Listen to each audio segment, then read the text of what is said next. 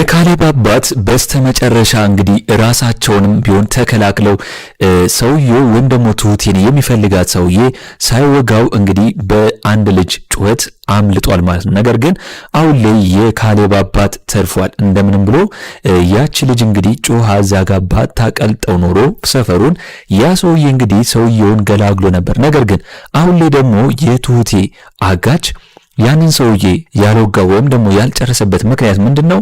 የቲናን ስራ ሙሉ በሙሉ መጨረስ ስላልፈለገና ለትሁቴም ደግሞ ይህንን ነገር እንደ አንድ ነገር እንድታይለት ነው ወይም ደግሞ እያስፈራራ እንግዲህ እሷ ካልመጣች ያንን ቤተሰብ እንደሚጨርስ እየነገራት ነው ማለት ነው። ስለዚህ ይህንን ነገር እንደ ምልክት የሰጣት ቲና በጣም ተናዳለች። አባትየው ባለመሞቱ በጣም ከባድና መጥፎ ሰው ከመሆኗ ብዛት እንግዲህ ለምን የካሌብ አባት አለሞተም እያለች እየተጨነቀች ነው። ምክንያቱም ያ አባትየው ከሞተ እሷ ከካሌብ ጋር ያላቸውን ነገር ሀብት ንብረቱን ለመውረስ ስለምትፈልግ ነው ይህንን ነገር ቶሎ እንዲደረግላት የምትፈልገው። ነገር ግን የካሌብ አባት እንግዲህ ተመልሶ ወደ ቤቱ መጥቷል ማለት ምንም ሳይሆን፣ ነገር ግን የተፈጠረበት ነገር እሱ ላይ በጣም ከባድና እንግዲህ የካሌብ አባት ቲና እንድትማር ከዛ ቤት ሳትወጣ ብዙ ነገር አድርጎላት እንኳን ቲና አባትየውን ለማስገደል ደፋ ቀና እያለች ነው።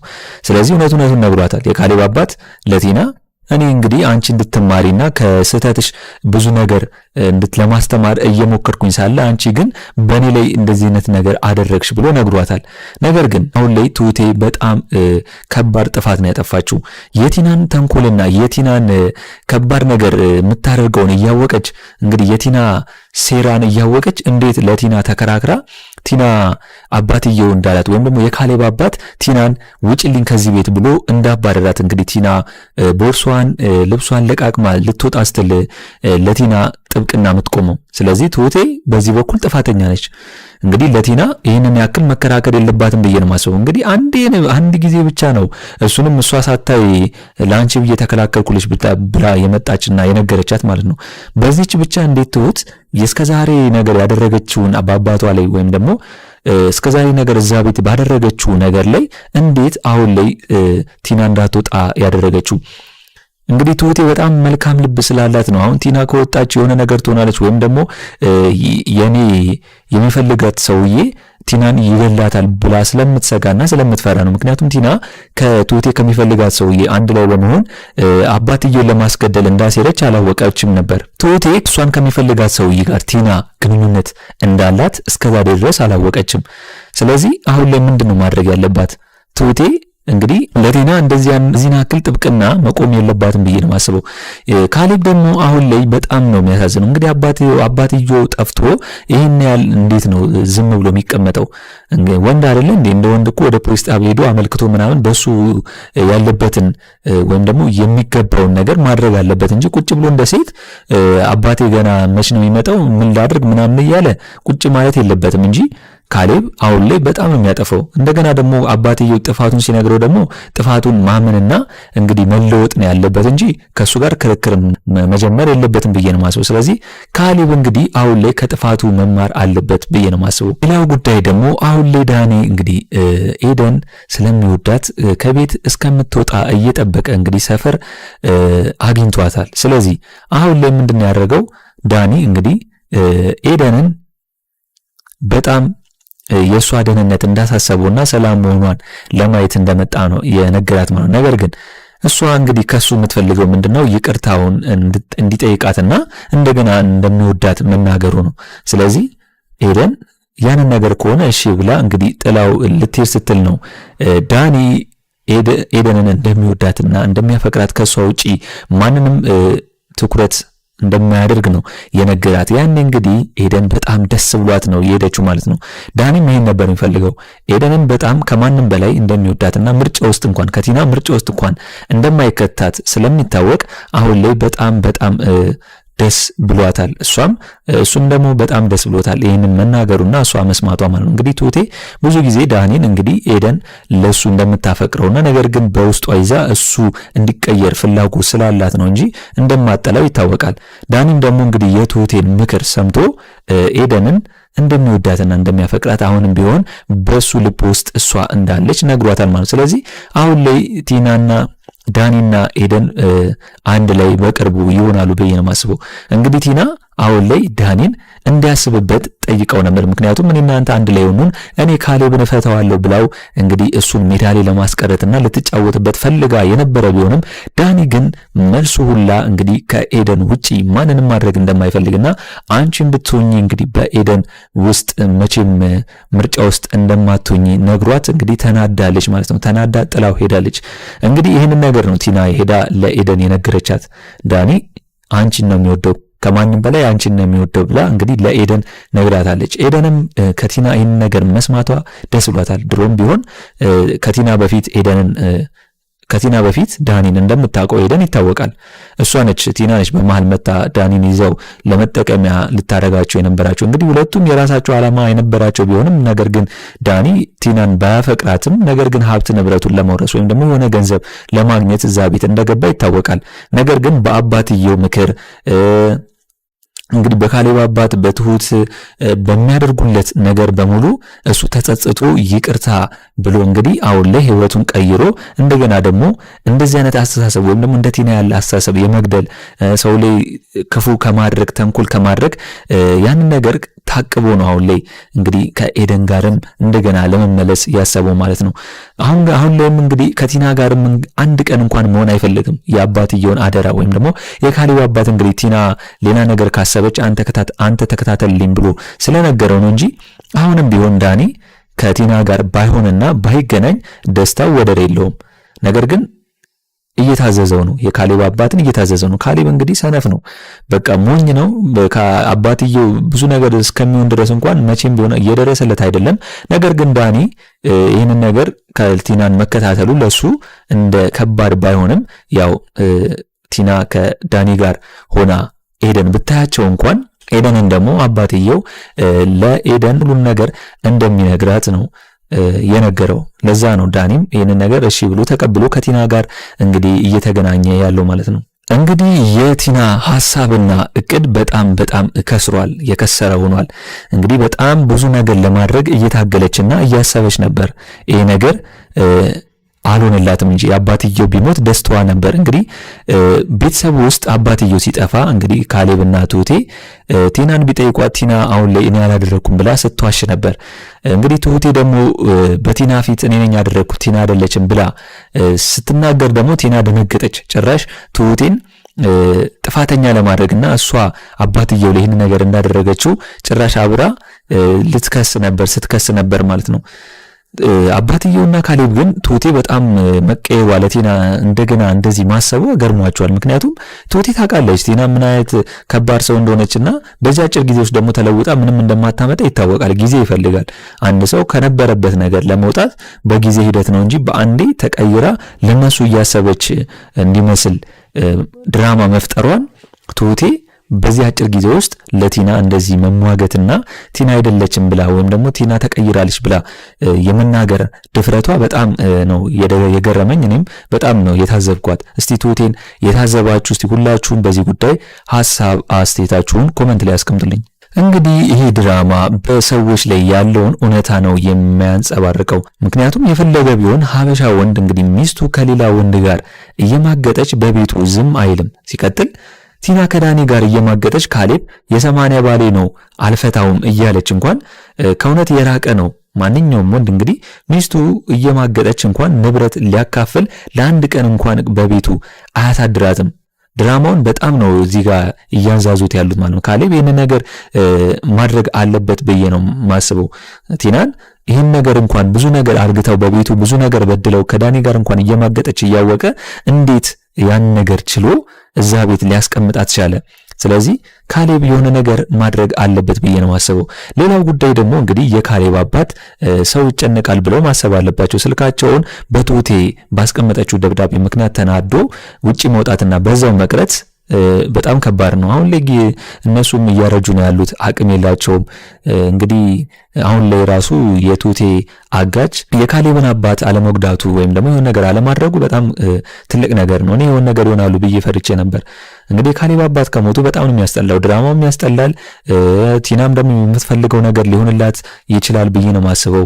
ምክንያቱም ካሌብን እስካገባች ድረስ ሀብት ንብረቱን ለኔ ይሁን ልትል ትችላለች ብዬ ነው ማስበው። ስለዚህ በጣም ነው የሚደብረው ብዬ ነው እስከዛሬ ድረስ የተናደርኩት። የካሌብ አባት ቢሞቱ በጣም ነው የሚያናደው። ስለዚህ የካሌብ አባት ምንም ቢናደዱ ስልካቸውን መዝጋት የለባቸውም። ብዙ በዙሪያቸው ጠላት እንዳለ እያወቁ ከቤት መውጣትና መጥፋት ደግሞ ለነሱ ሪስክ ነው ብዬ አስባለሁ። እስኪ እናንተም በዚህ ጉዳይ ሐሳብ አስተያየታችሁን ኮሜንት ላይ አስቀምጡልኝ። እንግዲህ አሁን ላይ ትሁቴ ሁሉንም ነገር ለቤተሰቡ ተናግራለች። ዳኒም ባለበት እንደገና ካሌብ አባትየውም ባሉበት ትሁቴ የሆነ ሰው እያስቸገራት እንደሆነና ቤተሰቡ ላይ ብዙ ጫና ፈጥሮ አሁን ደግሞ እዚህ መጥቶ እሷን እያስቸገራት እንግዲህ እሱን ሸሽታ እንደመጣችና አሁን ደግሞ እሱ እያስቸገራት እንደሆነ ነው ለሁሉም የነገረቻቸው። ስለዚህ አሁን ላይ ዳኒም ካሌብም ከሷ ጎን መቆም እንዳለባቸው አባትየው ተናግሯል። እንግዲህ የካሌብ አባት አሁን ላይ ምንድነው ያለው ለካሌብ፣ አሁን ላይ እኔ አቅሜ ከባድ ስለሆነ ይህንን አደራ ለአንተ ሰጥቻለሁ፣ ትሁቴን የመጠበቅ ኃላፊነት አለብህ ብሎታል። ምክንያቱም ትሁቴ ለካሌብ አባትና ለቤቱ ብዙ ነገር አድርጋለች። ብዙ የማይከፈል በብር የማይከፈል ነገር ነው ነፍስ ለማጥፋት ብላ ቲና ይህንን ነገር ደግሞ ብዙ ነገር መስዋዕትነትን ከፍላ ያደረገችው አባትየው እንዳይሰቃይ ብዙ ነገር መስዋዕትነትን ከፍላ ብዙ ታድጋለች። ስለዚህ የትሁቴን ደግሞ አደራ ለካሌብ ሰጥቶታል። አሁን ካሌብ ትሁቴን መጠበቅ አለበት። እንግዲህ በዚህ ጉዳይ ካሌብ ትሁቴን ለመጠበቅ እንግዲህ በጣም ብዙ ያገናኛቸዋል፣ ማለት ብዙ ይረዳዋል። ካሌብም ትሁቴን የሚያፈቅራት የሚወዳት ከሆነ በዛው መንገድ ሊነግራት ይችላል ብዬ ነው የማስበው። አሁን እሷን ልጠብቃት ፕሮቴክት ላርጋት በሚል ሰበብ እሷን እንግዲህ አባትየው እንዳለው ከተጠጋት ትሁቴ ደግሞ እየፈራችው ያለው ነገር ምንድነው? በእኔ ምክንያት አንድ ሰው እንዳይሞትብኝ ብላ ነው። አሁን ላይ አጋቹ ወይም ደግሞ የትሁቴን የሚያስፈራራ ሰውዬ እሷን እየደወለ እያስጠነቅቃት ያለው ምንድነው? የምትፈልጊያቸው ወይም ደግሞ በዙሪያዎች ያሉ ቤተሰቦችሽ አንድ ነገር እንዳይሆኑ የምትፈልጊ ከሆነ አንቺ ራስሽ ነይ ብሏታል። እንግዲህ ይህንን ነገር ሰምታ እንግዲህ ትሁቴ በአካል ሄዳ እንደምንም ብላ አውርተዋለች ልጁን። እሱ ግን አሁን ላይ እሷን እንደሚፈልጋትና ከሷ ውጪ ሌላ ሰው እንደማያይ መቼም ቢሆን እሷን እንደማይተዋት ነው እየተናገራት ያለው። ስለዚህ ይህንን ነገር ደግሞ እንግዲህ ካሌብና ዳኒ አንድ ላይ በመሆን ትሁቴን የሚያስቸግራትን ሰውዬ ለፖሊስ ጣቢያ በመናገር በፖሊስ እጅ መያዝ አለበት ብዬ ነው ማስበው። እንግዲህ ዳኒ ትኩረቱን ቲና ላይ ቢያደርግ ቲናን ቢከታተላት ይህን ፍንጭ ሊያገኝ ይችላል ብዬ ነው ማስበው። ምክንያቱም ቲና እንግዲህ አርፋ እንደማትቀመጥና ሌላም ጊዜ ወይም ደግሞ ከጊዜ ወደ ጊዜ ሴራ እንደምትጠነስስ እንደምታሴር ነው የሚታወቀው። ስለዚህ ከትሁቴን የሚፈልጋት ሰውዬን ጋር እንኳን ቤቱ በመሄድ አሁን ላይ ሐሳቧ አቅዷ እንግዲህ እንደገና አባትየውን ደግሞ ያንን ነገር እንዲፈጽም ወይም እንዲገለውና እሷ ደግሞ ንብረቱን ሀብቱን ለመውረስ እንደማታቅማማ ነው አሁንም እያሰበች ያለችው። ነገር ግን የቲና ሐሳብ እንግዲህ የሚሳካ አይመስለኝም። እንግዲህ ዳኒ ቲናን እንደምንም ብሎ ተከታትሎ የእሷ የምትሄድበት ያን ሰውዬ ቢያገኘው ቀጥታ ከካሌብ ጋር ሆኖ እሱን ማጥቃት ያቅታቸዋል ብዬ አላስብም።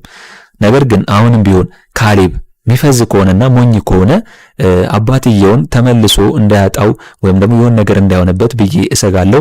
እናንተም እስቲ በዚህ ጉዳይ ሐሳብ አስተያየታችሁን ኮሜንት ላይ አስቀምጡልኝ። እንግዲህ አሁን ላይ የቲናን ሴራና የቲናን ተንኮል ከዳኒ ውጪ ማንም አያውቅም።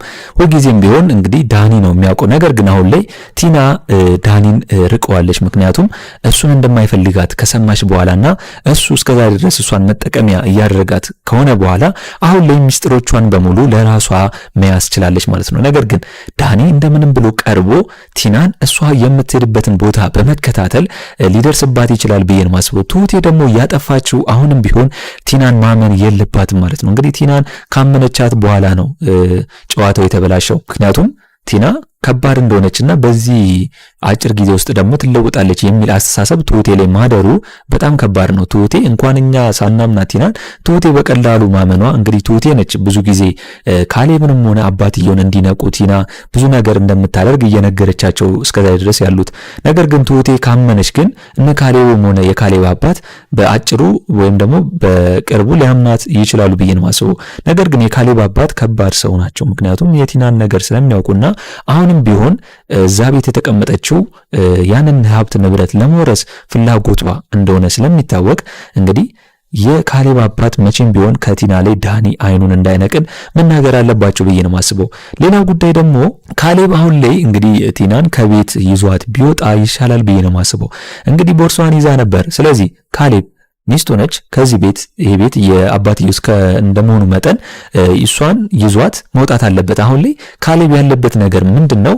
ከአባትየው ትንሽ ገንዘብ በመቀበልና የራሳቸውን ተከራይተው እንግዲህ ትንሽ ቤት እዛው ይዟት ብሄር ነው እንጂ አሁን ላይ ደግሞ ይህንን ቤት ቲና እዚሁ ቤት በቆየችና በተቀመጠች ቁጥር ሌላ ሴራና ሌላ ተንኮል እያደባች አባትየውን የሆነ ነገር እንዳታደርገው ብዬ ነው የምፈራው። እንግዲህ ካሌብ እንደ ባልነቱ እንደ ወንድነቱ ባል በገዛ አልጋው ላይ ከዳኒ ጋር ቲና ብዙ ነገር እያደረገች እያየና እያወቀ ዝም ማለቱ ፌር አይደለም ብዬ ነው ማስበው። ማንኛውም ባል እንደዚህ ሲሆኑበትና ሲያደርጉበት ዝም እንደማይልና ከባድ ውሳኔ እንደሚወስን ግልጽ ነው። ቲናን ደግሞ በዚህ ያክል ዝም ማለትና ርህራሄ መስጠት ለሷ በጣም ከባድ ነው። ምክንያቱም ቲና እያታለለች እንደሆነ መች ነው የሚነቃው ነው ካሌብ።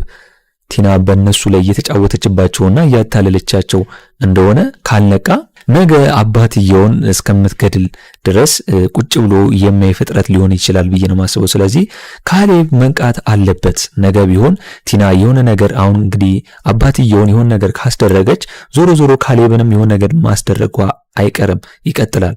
ስለዚህ አሁን በአባትየው ላይ ያደረገችው ነገር ነገ በኔ ላይ የሚለው ነገር በሱ ላይ ካልተፈጠረ ቲና ትጫወትባቸዋለች ብዬ ነው ማስበው። ቱቲም እንግዲህ ቲና ላይ ሌላ ነገር ወይም ደግሞ አዲስ ነገር እስከምታይባት ድረስ ነው አሁን ሊያመነቻት። ምክንያቱም ያኔ እንግዲህ ስትደነግጥ አጠገቧ ሆና አይዞሽ ስላለቻት ነው ቲናን ያመነቻት እንደዚህ። ነገር ግን አሁን ላይ ቲና እያደረገች ያለችው ምንድነው? እንግዲህ የሆነ ሻይ አፍልታ በሻይ ውስጥ መርዝ ጨምራ እንግዲህ ለመስጠት እየሞከረች ነው። ለማን? ወለቱቴ ወለ ዳኒ ወለ አባትየው ከሶስት አንዱ መመረዝ ትፈልጋለች። ከሶስት አንዱ የሆነ ነገር ማድረግ ትፈልጋለች። እናም አሁን ላይ ያሰበችው ይሄንን ሻይ ለመስጠት ያሰበችው ለማን ነው? እንግዲህ አባትየው ተቀብሎ ምንም ሳይል ከጠጣ አባትየውን መርዛ ልትገለው ነው። እንደገና ደግሞ ቱቴን ይሄንን ነገር ከሰጠቻት ደግሞ እሷም የሆነ ነገር ልታደርጋት ነው ቲናን እንዳመነቻት። ይሄንን ሻይ ለማን ነው የምትሰጠው ብላችሁ ነው የምታስቡት? እስቲ ሁላችሁም በዚህ ጉዳይ ሐሳብ አስተያየታችሁን ኮሜንት ላይ አስቀምጡልኝ። እንግዲህ በኔ በኩል የዛሬው አስተያየቴ ይህንን ይመስል ነበር።